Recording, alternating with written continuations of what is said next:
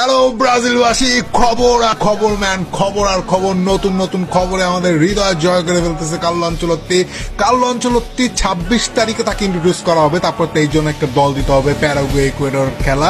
এর মধ্যেই Carlo Ancelotti যেটা করে ফেলছে সেটা কি জানেন নাকি?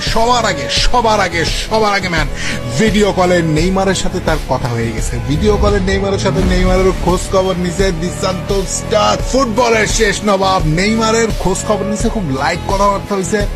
সো বুঝতেছেন তো অবস্থা। এরপরে যেটা হয়েছে, এরপরে সে ক্যাজিমিরোর খোঁজ খবর নিছে ভাই, ক্যাজিমিরোর খোঁজ খবর নিছে এবং বলা হইতেছে ক্যাজিমিরো টিমে ইনক্লুডেড হইতে যাইতেছে।